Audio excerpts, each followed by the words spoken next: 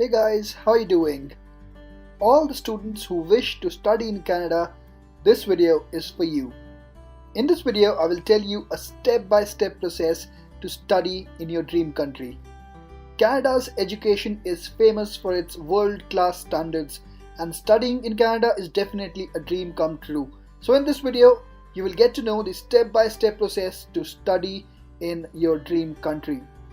As getting a Canadian PR is getting increasingly difficult, immigrating to Canada after getting a study permit is probably the easiest way to settle down here. So if you're interested, don't go anywhere, I'll be right back.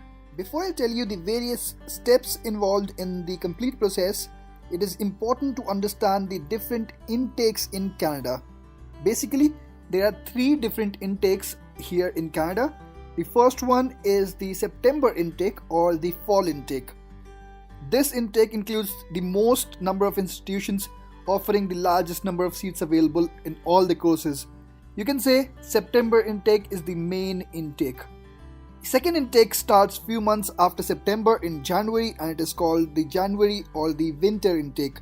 This intake can be considered as a continuation of the fall intake. A fewer number of institutes offer courses in winter intake compared to the fall intake. Mostly the students who have missed the admission in fall intake would opt for this winter intake. Now the last one is the spring intake or the summer intake. This is also known as the May intake. This is the least preferred intake of all the intakes here in Canada that are available. Not many colleges offer a course during this spring session, and the ones that offer are very few.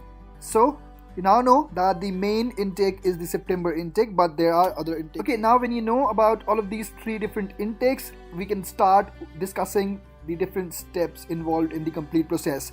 The first one is doing your own research. So it is very important that you do your research. Firstly, you should know that the entire process takes a lot of time, starting from the first step to moving to Canada. It takes around 1 year time because it is one of the biggest decisions of your career. So you don't want to rush into taking any decisions. So you should start 1 year before when you want to start your studies here in Canada. So which points should you consider while doing your research? Number one, which course? You should be pretty sure about the course that you want to pursue here in your studies. You'll be required to finalize a specific major course when applying to study in Canada.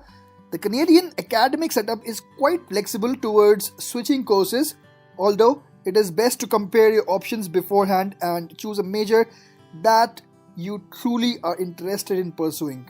And while doing that, you should definitely make a point of its scope in Canada. When you're thinking of studying in Canada, most people, if not all, want to stay here, want to settle down here in Canada. So in your research, you should think of the scope of your studies. Is there a good scope of getting a job? What kind of package can you get after completing your studies? All those points should be kept in mind. Now after that, it comes down to selecting your university or colleges. I would suggest you pen down few universities and colleges where you want to get admission. We would come to this point in the next step.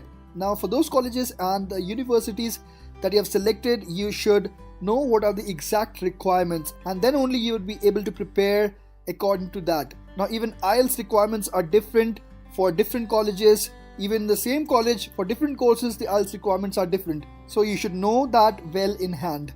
Now you should also be aware of the cost. What would be the fee? How much money do you actually need in hand if you want to go ahead implementing your plan of studying in Canada? You should be aware of the funding sources. If you're getting that money from your parents, let them know well in advance that you would need that amount of money so that they're also prepared. And talking of funding sources, you can also search for scholarship programs. There are various scholarship programs that are being offered by the universities and colleges, so you should definitely check for those as well. And last but not the least, you should definitely think about the location and the campus. So if you want to live in a bigger city, let's say Toronto, in that case you should look for universities that are in the GTA region. If you want to live in more of a quiet city, you can look for universities and colleges in the Waterloo region. Maybe going even further north, you can check for the universities in London.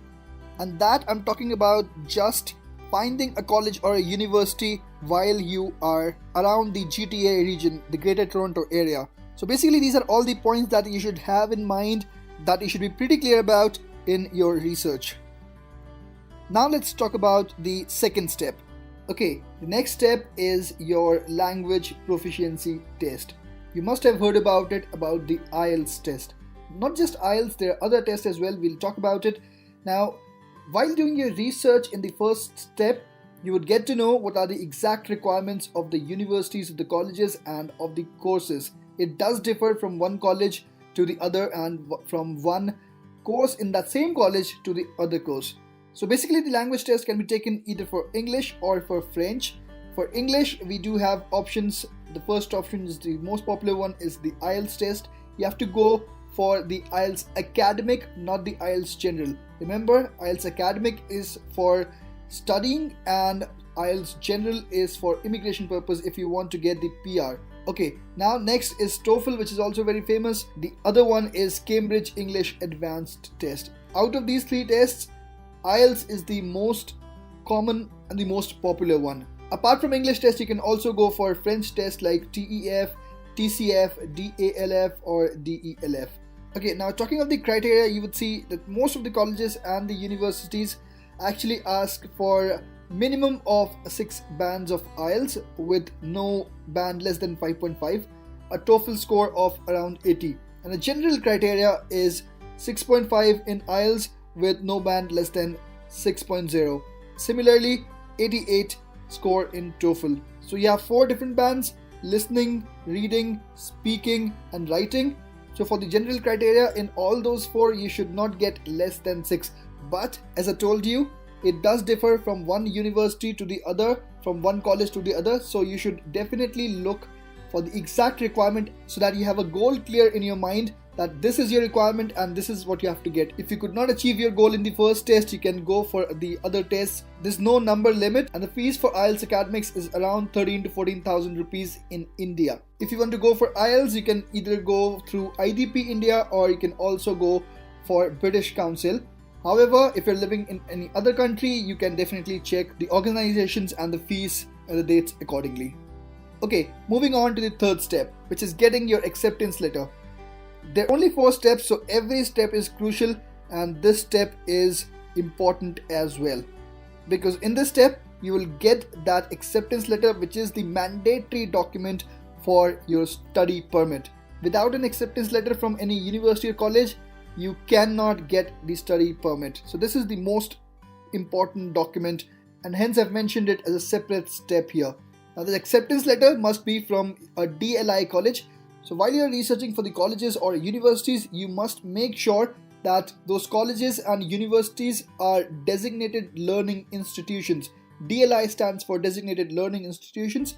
If the college or the university is a designated learning institution, it would be mentioned very clearly on their website. Now the acceptance letter must state the program of study, including the start and the end dates. Now talking of applying to colleges or universities, I told in the first step that I will talk about it later, and so let's discuss it now. So how many colleges you should choose and how you should actually aim those colleges or universities. So you should not choose only one college and just think that you would get the acceptance letter from that college. Don't assume things. So to be on the safer side, select few colleges or universities. The first type should be from those dream colleges or universities where you actually dream to study, but getting admission in all the colleges and universities is not easy. So the second list or the plan B should be those colleges, and you know that the institution is really good. You would also get admission with your academic scores in that college pretty easily. So make a plan A and a plan B. And while doing your research in the step 1, you would see that there are specific requirements for each colleges.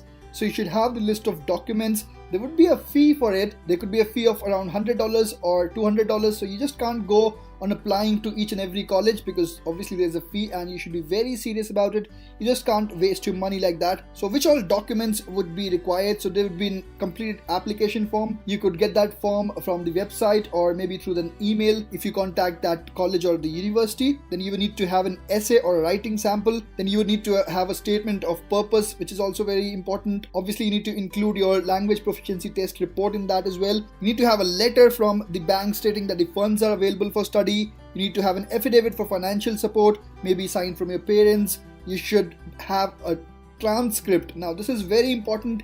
Please remember, getting a transcript is very important. So while doing your research, because these are all parallel activities, you can actually plan of getting a transcript from your college. So these are all the required documents, and once you apply to those colleges, hopefully you could get the acceptance letter from any one of them. Then you can move on to the fourth step. Okay, now coming over to the last point, fourth point, study visa application. So of course you need to apply the study visa or the study permit to come to Canada. You've got the acceptance letter, but that acceptance letter was for the sake of getting the study visa, and you can apply that online or you can apply that through your VFS office in your city. Okay, now the documents which are required. First of all, the acceptance letter. As I told you, it was the most important document. Then of course your passport, affidavit of your financial support, PCC, which is your police clearance certificate, and your medical test report. So you need to get your medical test done as well. So all of these documents are required. There may be a couple of other documents as well, but you will get to know as and when you apply that study permit. Please click the subscribe button